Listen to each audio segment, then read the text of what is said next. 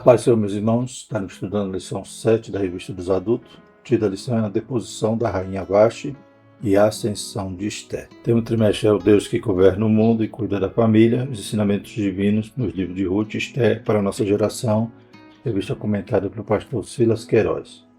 Então vamos falar dessa primeira cena do livro de Esté, mostrando ali a providência de Deus, os acontecimentos que ocorrem ali no palácio, lá em Suzã, quando a rainha Vaste desobedece ao rei e acaba sendo destronada.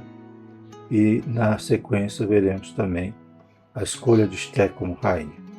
O textuário diz: antes da maior graça, portanto diz, Deus resiste aos soberbos, mas dá graça aos humildes. Tiago 4, versículo 6.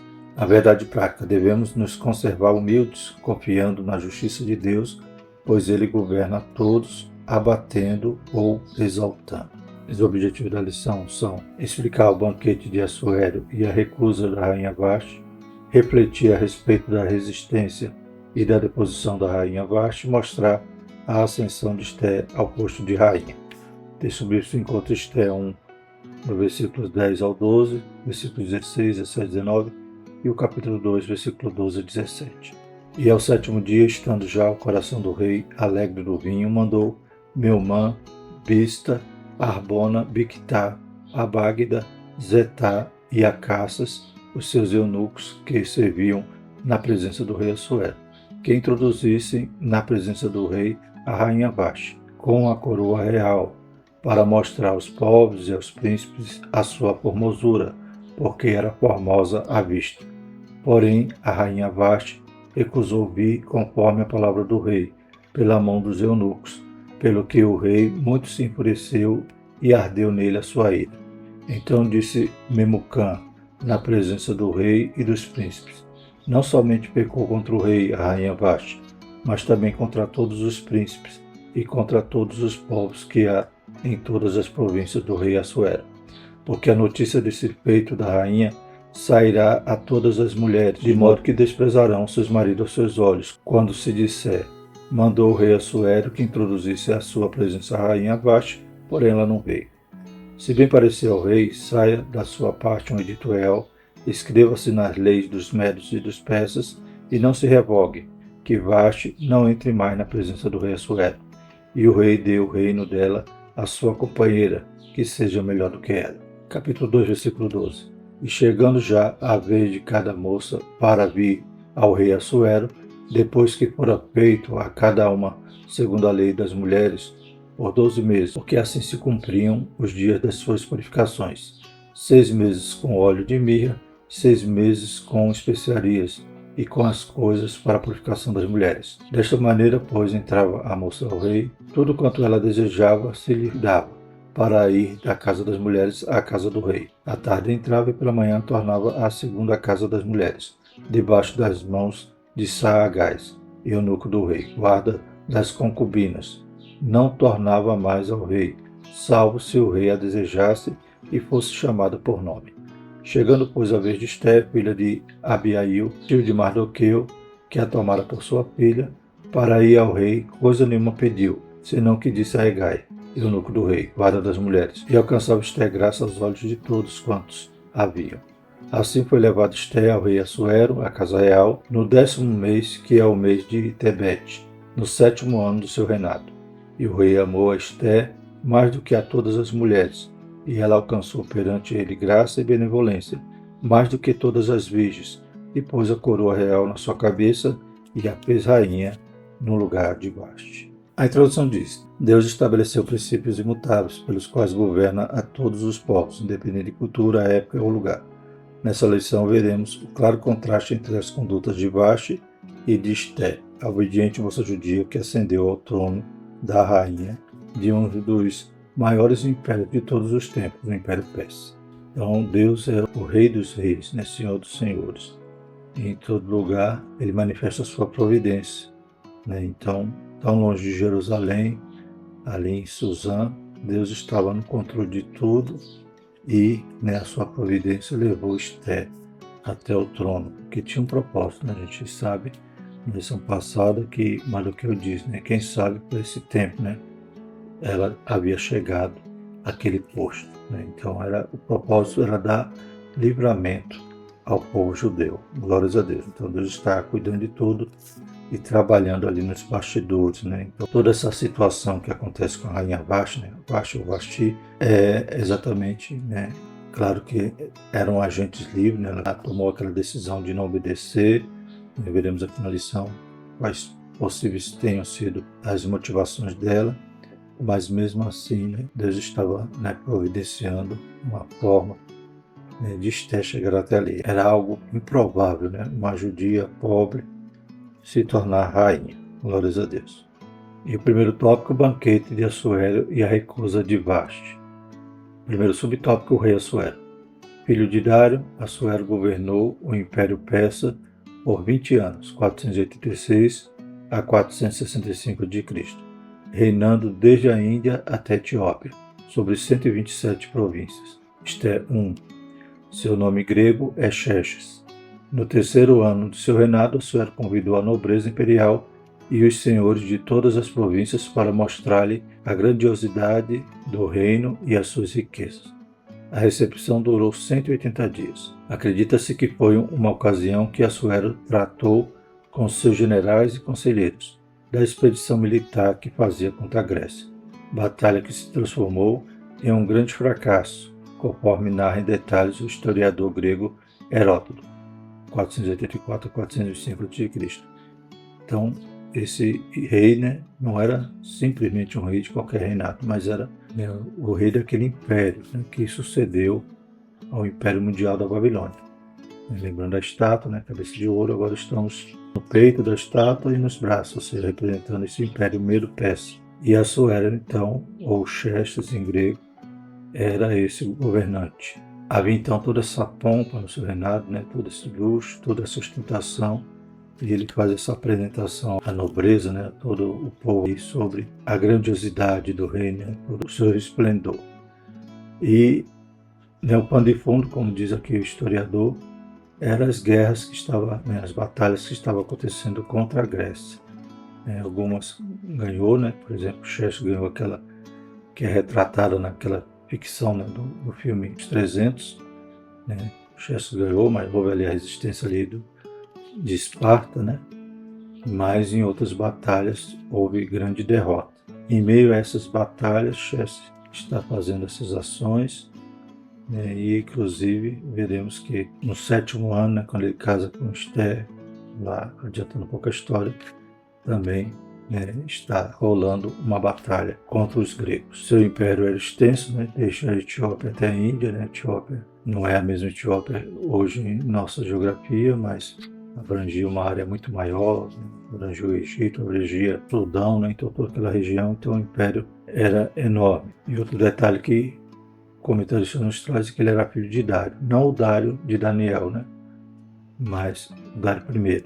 Então o comentarista nos traz essa apresentação deste rei que vai se tornar, né, o marido de Esté. Segundo subtópico, um banquete público, outro exclusivo. Passados 180 dias, Assuero ofereceu um banquete para todo o povo de Suzã, no pátio do jardim de seu palácio. Havia muito luxo e ostentação, além de bebida à vontade, e uma festa programada para durar 7 dias. Esté 1, 5 a 8. Então tem aquele período de 180 dias, apresentando ali a suntuosidade do seu império, do seu reino, do seu palácio, e agora há esse banquete, né, que vai durar 7 dias, que agora todos estavam convidados, o povo ali que estava em Suzã e aqueles príncipes, aqueles governantes ali das províncias que Assuero, né, dominava.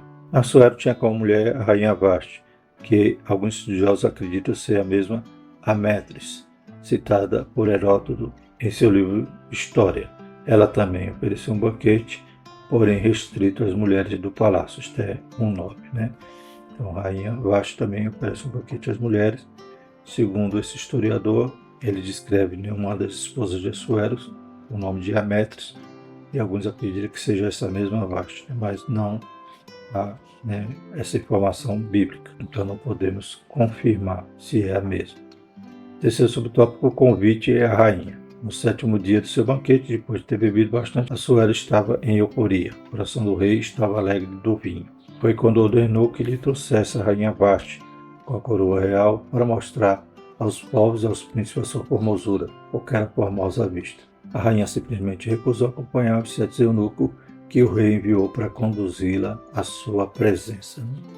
Então há esse episódio que vai marcar, também os fatos posteriores, que vão culminar com Esther sendo rainha. Então Vashti desobedece. A Bíblia não revela o motivo, mas a gente percebe que Assuero já estava embriagado, e queria agora expor a sua esposa, a sua rainha, e Vashti, ela tem essa atitude de desobediência. Segundo tópico, Vashti resiste à ordem do rei e é deposta. Primeiro subtópico, a recusa da rainha. São diversas opiniões a respeito das condutas do rei e da rainha nesse episódio. Fontes extrabíblicas tentam justificar a desobediência de Vashti, com versões que pintam como absurda a pretensão do rei em apresentá-la em seu banquete. O uso de fontes não bíblicas é saudável quando serve para aclarar o sentido do texto escriturísticos. Contudo, pode levar à prática da exegese, quando dão à escritura um sentido alheio que foi revelado. Que um cuidado que devemos ter, inclusive aqueles que pregam a palavra, porque há muitas fontes, como vimos agora no historiador, que vão tentar explicar, tanto o motivo do rei, por que o rei estava fazendo aquilo, qual era a sua motivação e tanto também a causa de Vashti ter recusado. Então a gente tem que tomar cuidado com as fontes extrabíblicas para não tentar colocar no texto que não há. É chamada exegese. Então, exegese é incluir, inserir no texto algo que não está escrito. Exegese é extrair do texto o que realmente estava sendo informado. Qual era a intenção, qual era a mensagem. Então, exegese é algo bom. Exegese. Você está buscando, está interpretando o texto. Mas exegese é você vai pegar algo de fora e querer colocar no texto.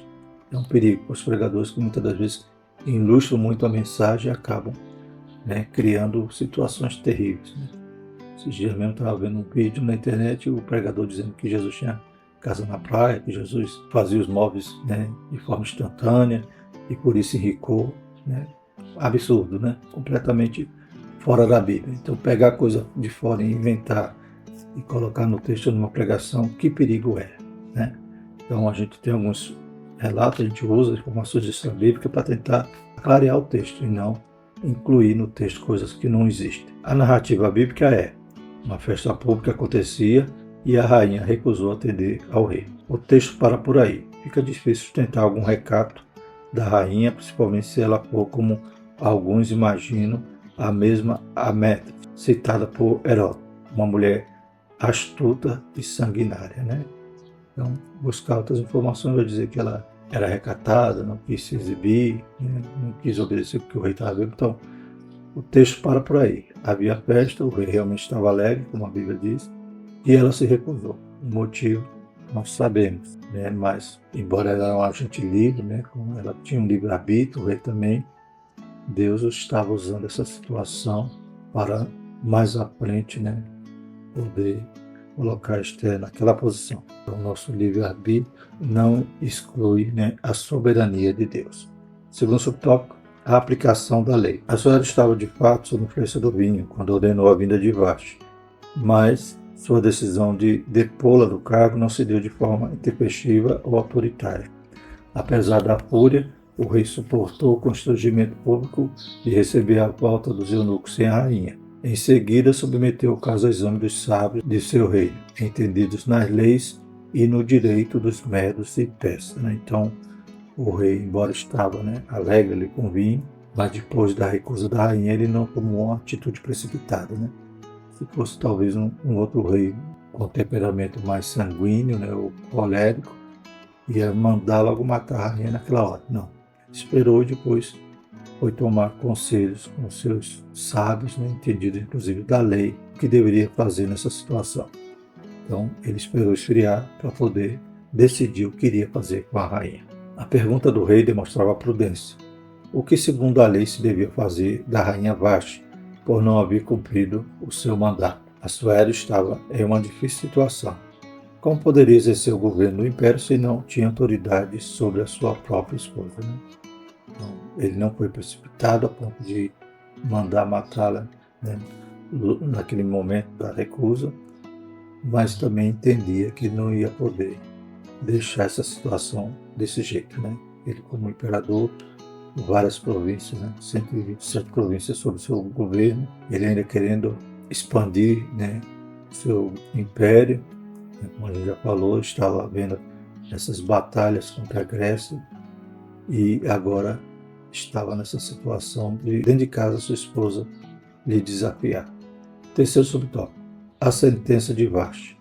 Examinando o caso, Memucã, um dos sábios, aconselhou ao rei que depusesse Vashti. Liderança pressupõe muita responsabilidade. Pela grande repercussão, a conduta da rainha seria um péssimo exemplo para todas as mulheres do reino, porque a notícia deste feito da rainha sairá a todas as mulheres, de modo que desprezarão a seus maridos aos seus olhos. Esther 1,17. Isso provocaria desrespeito e discórdia nos lares. Esther 1,18. O conselho de Memucã agradou a Assuero e seus nobres, e ele decretou a deposição de Vashti. Além disso, enviou cartas a todas as províncias, estabelecendo que cada homem fosse senhor de sua casa. Esther 1,22. Uma das qualificações exigidas do líder cristão é exatamente esta: exercer o governo da própria casa. O princípio bíblico é: o homem que não lidera em casa não é apto para cuidar da igreja. 1 Timóteo 3, 4, 5. Né? Então, buscando os princípios bíblicos, a gente vê que o homem é a cabeça do lar, tudo isso, né? Que a mulher deve ser submissa, mas também o homem deve amá-la de forma sacrificial, como Cristo amou a igreja. Então, a gente vê que a Bíblia nos dá respaldo, nos dá orientação para uma boa convivência, né? Para um lar que ande bem, conforme a Sagrada Escritura. É claro que Assuero não conhecia esses princípios, né? Mas havia ali um princípio cultural também da liderança do homem, e possivelmente a revolta ou a rebelião ali de Vashti, sua desobediência, iria influenciar as mulheres do reino se Assuero não fizesse nada. Percebemos que realmente a situação dele era difícil como rei governante e estava sendo então desafiado em sua própria casa, ainda que estava embriagado, né? Realmente ela talvez tenha até tido motivo de recusar, mas essa situação gerou esse problema todo em relação, né, à liderança ali de Assuero, né? Estava sendo menosprezada e ia acabar influenciando as outras mulheres do reino. Ele acata então por essa decisão de depor, né, Vashti, e ainda manda essas cartas para que todos os homens, né, fossem senhor de sua casa, ou seja, dizendo: ó, o que aconteceu aqui foi errado, e houve uma solução drástica, né, que foi a deposição da rainha.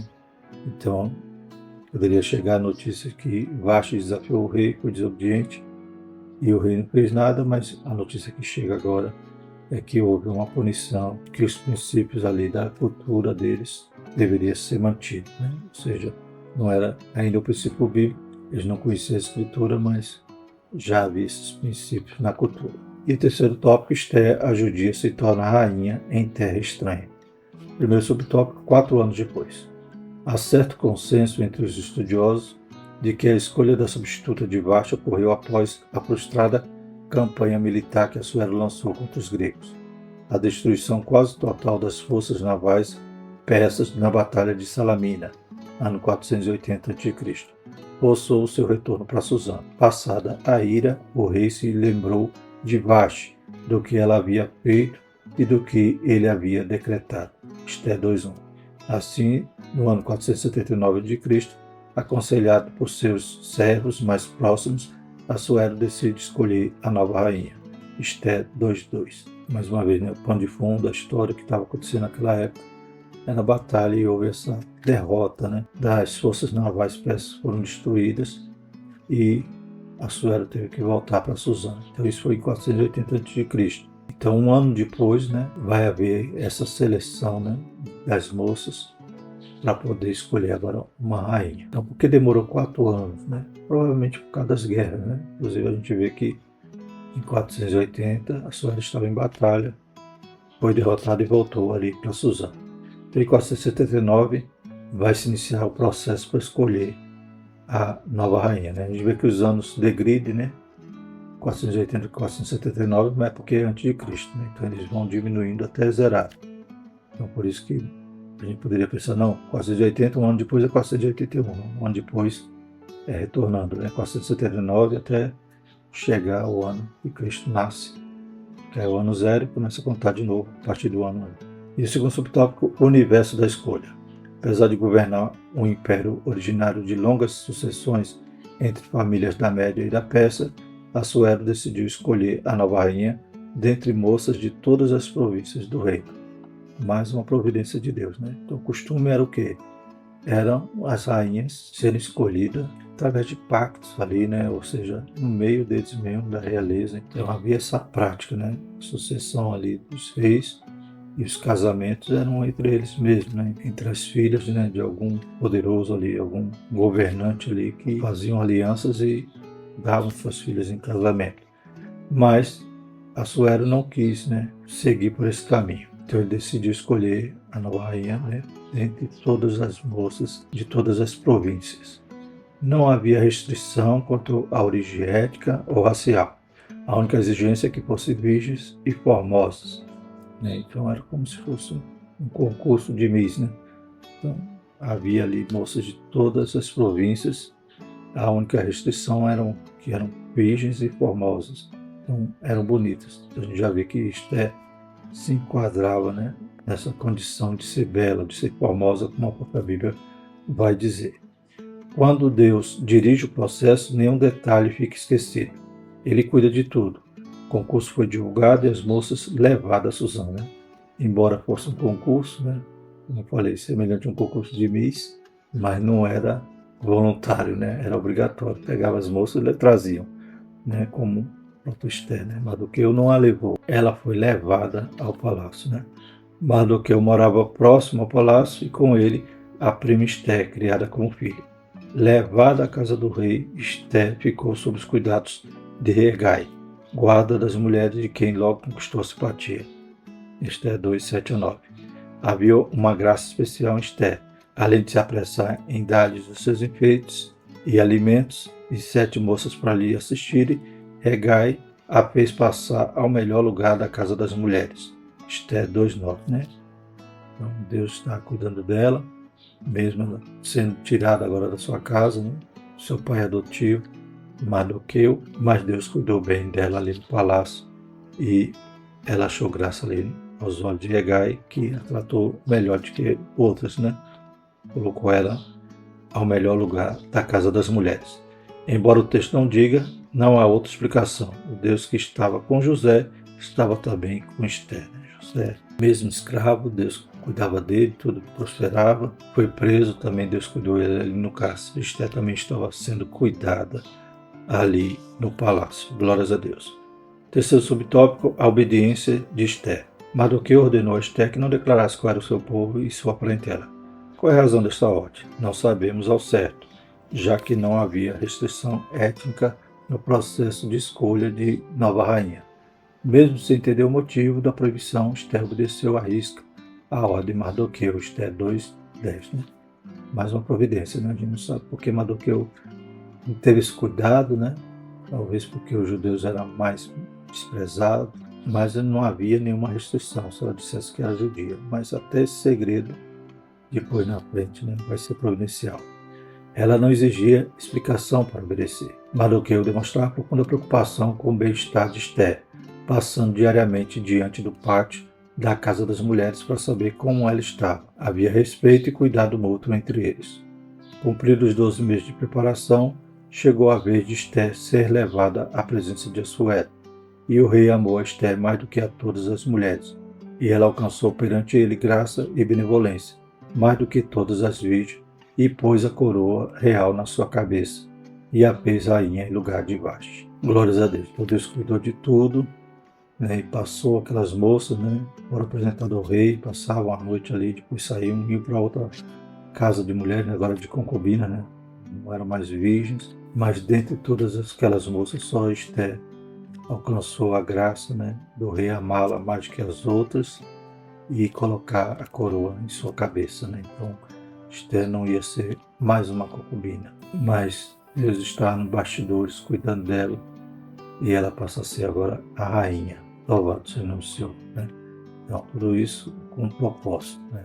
Não estava sendo rainha apenas para poder satisfazer seus luxos ou suas necessidades, mas porque Deus ia cuidar dela ali de forma maravilhosa, está colocando ela naquele posto, ia ter um propósito fundamental, né, para a história do povo de Israel, né? Ia prover ali livramento. Glórias a Deus. Da minha maneira, José chegou, aleluia, a ser governador do Egito, também tinha um propósito.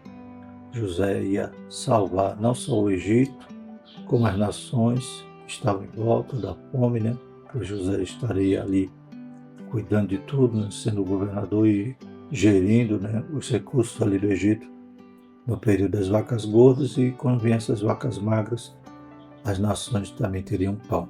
E ia preservar também Israel, né? Então Deus está cuidando de tudo, está no controle. E hoje, como nós fazemos essa função de povo de Deus, não podemos esquecer que Deus tem cuidado da sua igreja de maneira maravilhosa. Aleluia. Estamos também sendo preservados, cuidados. Aleluia. Cumprindo o nosso propósito como igreja, como povo de Deus, como sal e luz. E daqui a um pouquinho de tempo, aleluia, a promessa se cumpre nas nossas vidas e nos encontraremos com o Senhor Jesus. Aleluia. Quando a trombeta tocar. Louvado seja o nome do Senhor. Então Deus está cuidando. Passa os céus e a terra, aleluia, vem os opositores, pessoas que achando que vão conseguir destruir o cristianismo, mas, aleluia, Deus se levanta do seu trono e ri-se deles, porque Ele é soberano, está no controle e toda a história vai se cumprir, inclusive o próximo sinal que aguardamos ansiosos, o arrebatamento da igreja. Conclusão, Esther havia chegado ao posto em que, no tempo oportuno, seria um instrumento para cumprir os propósitos divinos. Um dos atributos incomunicáveis de Deus é sua presciência. Somente Ele conhece de antemão todos os acontecimentos futuros. Isaías 46, 9 e 10. Podemos confiar nossa vida inteiramente à sua direção, pois Ele sabe o que é melhor para nós. Jeremias 29 e 11. Né? Então, Ele está cuidando e Ele está no controle. Louvado seja o Senhor, e Ele tem todo o poder. Aleluia, nos céus e na terra. Então, veremos nas próximas lições qual era o propósito, né, de Deus colocando Esther como rainha. Amém? A próxima lição vamos falar sobre a resistência de Mardoqueu, lição 8. Vamos orar e agradecer a Deus por essa lição. Maravilhoso Deus, te louvamos e te agradecemos, Pai. Pois, aleluia, a palavra do Senhor nos revela, Pai, um Deus que está cuidando de tudo. Embora o livro de Esther não apareça o nome de Deus, mas a gente vê claramente Deus cuidando de todas as coisas, providenciando cada detalhe para cumprir todo o seu propósito. Deus soberano, também o Senhor tem agido assim em nossas vidas, Pai. Tem cuidado de nós, tem escrito a nossa história, Pai. Nos ajuda também a fazer a Tua vontade e conhecê-la, pois ela é boa, perfeita e agradável. Em nome de Jesus, abençoa a Tua igreja. Fica conosco, Pai. Nos dê um domingo abençoado de escola dominical.